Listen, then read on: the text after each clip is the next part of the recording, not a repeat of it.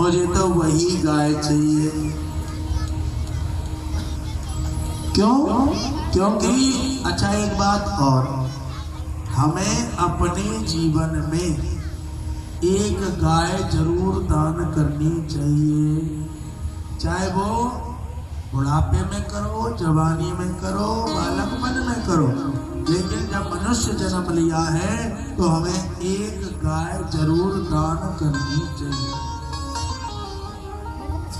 आप कहोगे क्यों? वो इसलिए, कोई भी जीव जब इस पृथ्वी लोक से जाता है, मृत्यु लोक से जाता है, तो उसे एक नदी है जिसका नाम है बैतरणी नदी। कौन सी नदी? बैतरणी नदी।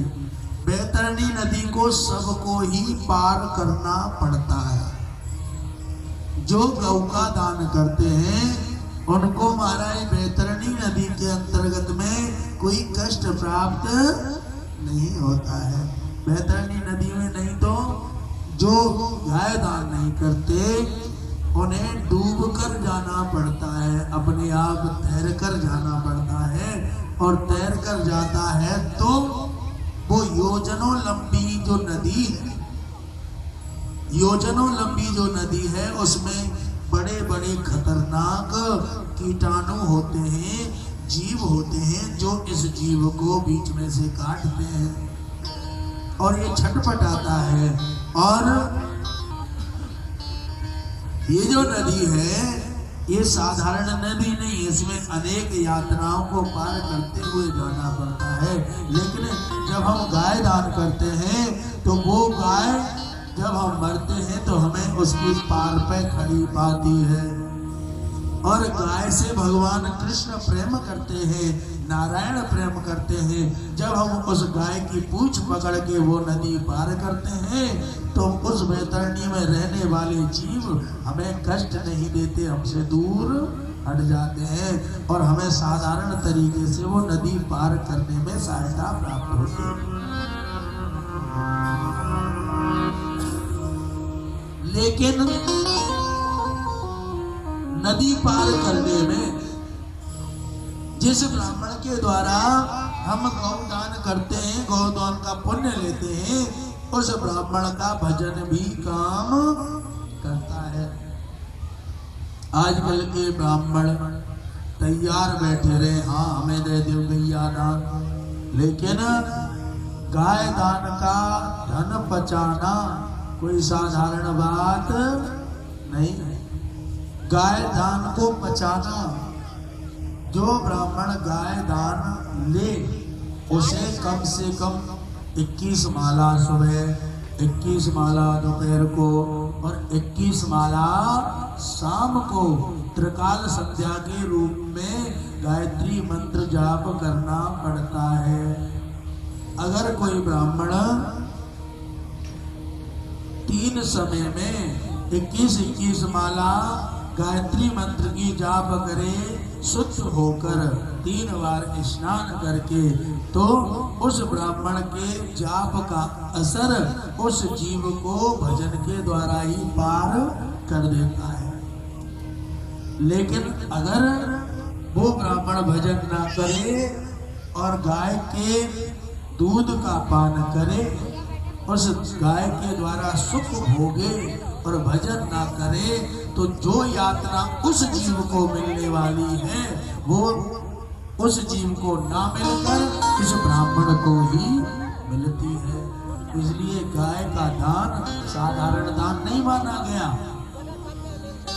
ब्राह्मण ने मना कर दिया, मुझे तो वही गाय चाहिए, मुझे 100 गाय नहीं चाहिए, क्योंकि 100 गाय लूंगा तो 100 गाय के दान को पचाने के लिए इतना भजन कैसे करूंगा। इसलिए कहा मुझे तो वही गाय चाहिए। दोनों ब्राह्मण आपस में लड़ने लगे, लेकिन राजा कोई न्याय नहीं कर पाया।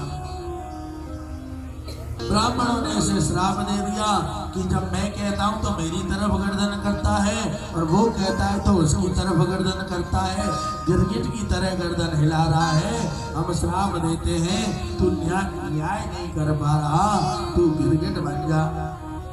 और ये राजा नृग गिरगिट बन गया। राजा ने ब्राह्मणों से प्रार्थना करी, हे ब्राह्मण देवता, मैंने तो दान पुण्य करने का कर्म किया, मुझे तो पहचान में नहीं आई ये गाय, और मैंने अनजाने में दान कर दी, लेकिन आपने मुझे जो श्राप दिया है वो गलत दिया है, आप मुझे क्षमा कर दीजिए। ब्राह्मणों ने कहा, जो श्राप लग गया है वो तो वापस नहीं हो सकता, लेकिन हम वरदान देते हैं कि द्वापर युग में भगवान कृष्ण अवतार लेकर आएंगे और उनके स्पर्श से तुम्हारा कल्याण हो जाएगा। इसलिए राजा नृग का कल्याण हुआ। एक दिन की बात, इस कथा से हमें एक ही शिक्षा मिलती है कि या तो हम दान करें ना, और करें तो उसे वापस नहीं लें, नहीं तो हमें राजा नृग की तरह गिरगिट बनना पड़ेगा।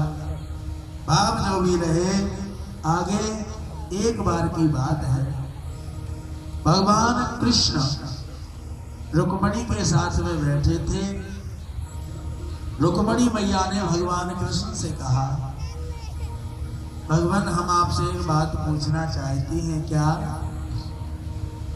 इस दुनिया में सबके कोई ना कोई गुरु है, लेकिन संत लोग बोलते हैं वसुदेव सुतम देवम कंस चांडूर मर्दनम और देव की परमानंदम कृष्णम वंदे जगत गुरु।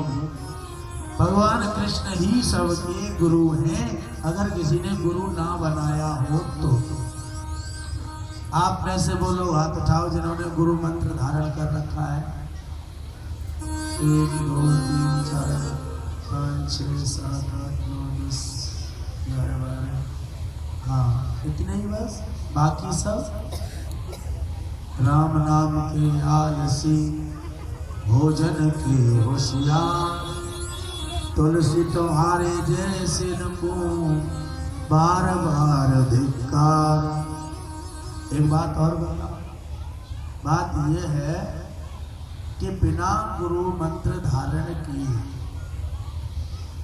अगर हम आटे की चुकटी भी दान करें तो उसका फल भी हमें नहीं मिलता है, और हम तो लाखों रुपया दान कर देते हैं, गुरु मंत्र धारण नहीं किया, तो हम सोचते हैं कि हमारा तो पुण्य बन रहा है।